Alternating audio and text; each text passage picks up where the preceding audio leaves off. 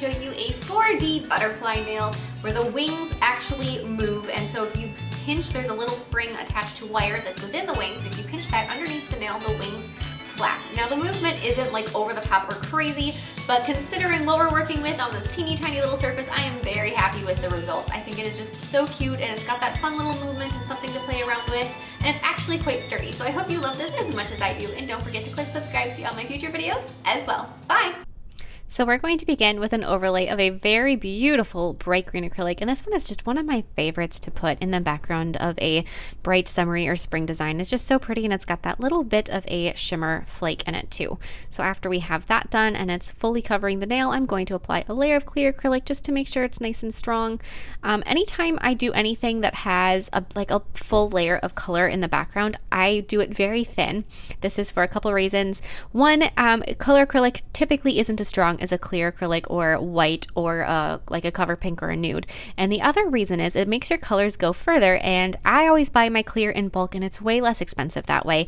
So I have a lot of it, and I don't want to, waste all my little jars of color acrylic when I could use, a lesser expensive product and have a beautiful result just the same.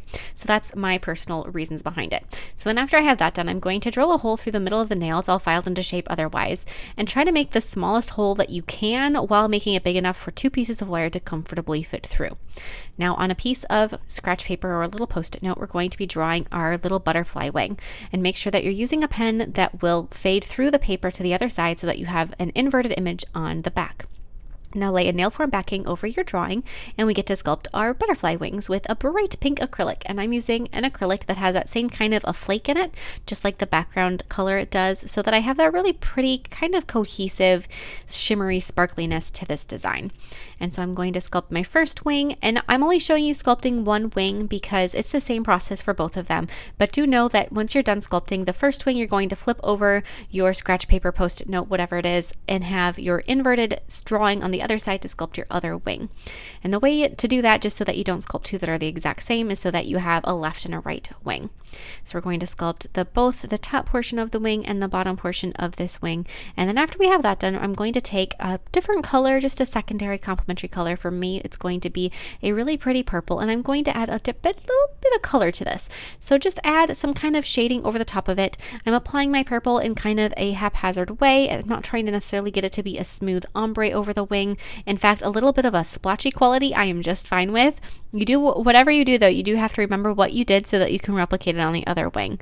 And when I'm doing this, I'm just trying to get a different color in there. Once you add all of the little sectioning painting with acrylic paint later on, any exact detail with that secondary color is just going to disappear anyway, so it doesn't have to be perfect. After you have that done, glue a piece of wire to the back of your wing, and then you're going to apply some more of your pink acrylic and your purple acrylic over the back of it, trying to cover up as much of that wire as you can. The one thing to keep in mind though is that the wire isn't going to be seen because this is going to be fairly flat to the nail, so nobody's really going to notice anyway if your wire does show through a little bit, as mine does. It's not going to be, the biggest deal or anything. So I've got that little bit of wire that I am covering up, and then I'm just doing the same pink and purple over the back, trying to kind of match it. Then bend your wire down so that it is a nice 90-degree angle, and then try to bend it just a little bit more after it goes through about the thickness of the nail. Replicate that same bent shape on your other piece of your other wing, and just try to get it to bend about the same way. In fact, if you want to make a little mark on it so that you know the exact place to bend it out, you can. So just bend them so that they look like that. Fit them through the nail. And then after you have them through the nail, test. It's hard because they're so wiggly at this stage, but test them just to see if you think the movement is going to be exactly what you want.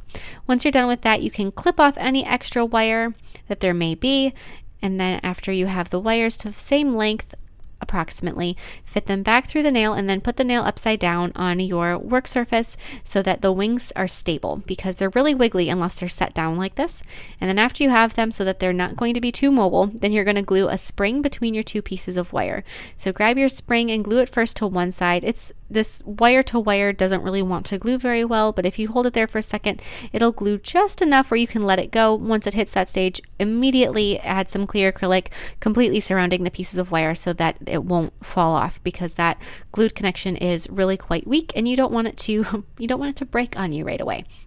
So secure the one side with some clear acrylic and then repeat the process on the other side with more of your nail glue first, holding that in place, and then some clear acrylic. Unfortunately, the underside of this isn't necessarily the prettiest part of the design. It's just this, some wires, some clear acrylic, and a spring. So if you wanted it to look a little bit more fashionable, you could line your pieces of wire with some rhinestones or something if you wanted it to be a little bit fancier. But for me, nobody's looking at the bottom side necessarily, so I think it's fine.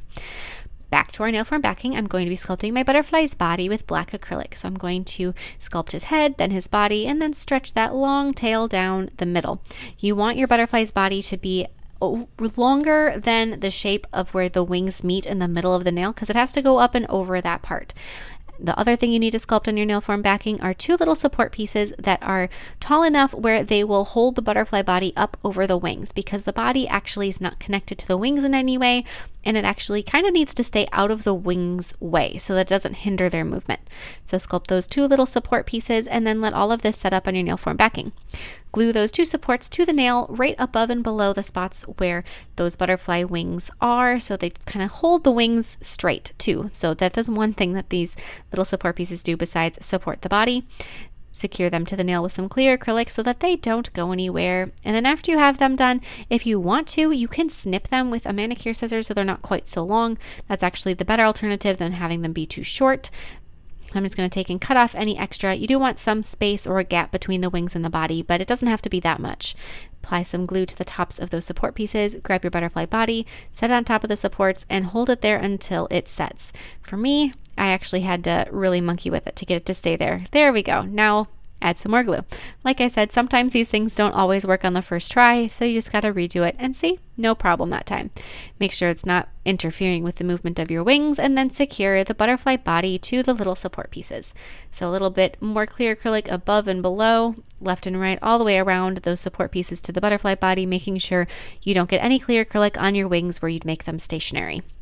After that's done, I'm going to glue two little pieces of black thread underneath my butterfly's head, just so that they have some really nice long antenna, and thread are the best way to do anything that's long and skinny like that. It gives the best little antennas or legs depending on what kind of bug you're making. And then after that's done, I'm going to take and with some black acrylic paint, I'm going to add some details to my butterfly. And I'm not trying to replicate a specific type of butterfly. This is just a fantasy butterfly. It's nothing that's like an exact species. I wanted to have fun with this and not try to be too, usually I'm somebody that I try to make something exactly like a real species. When it's an insect or an animal, I try to be as specific as possible. But every once in a while, it's fun to just kind of let your mind take you wherever it wants to go with a design like this. So I'm going to start out and do some very basic kind of classic butterfly shapes, and then just fill it in with some different sectioning and just have some fun with it.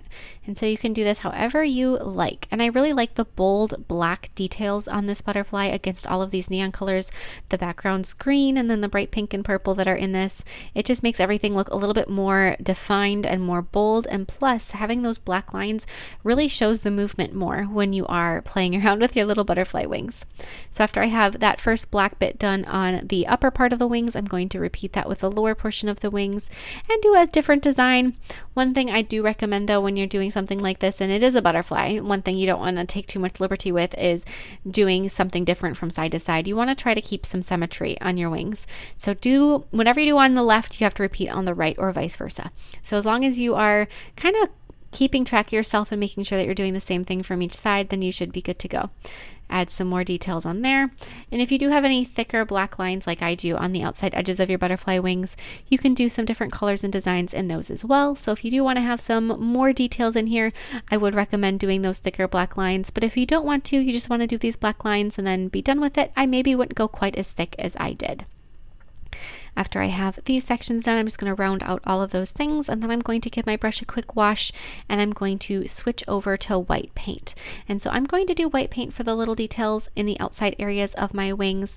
If you don't want to do white, you could definitely do a different color, a bright pink or a bright purple, or whatever you feel like doing. You can just do some different little designs as I am, but you could do them with a color.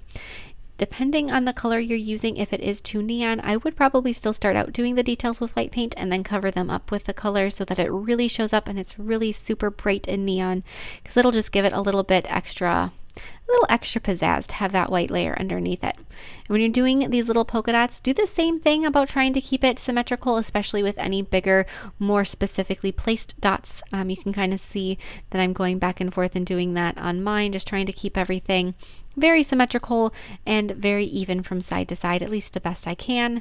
And you can do, 3 dots on each wing and then call that good in this stage, or you can go really crazy like I did and just fill it in with a bunch of those bright white dots. I'm going to add some patterning to my butterfly's body as well. Just give it some of those bright white dots.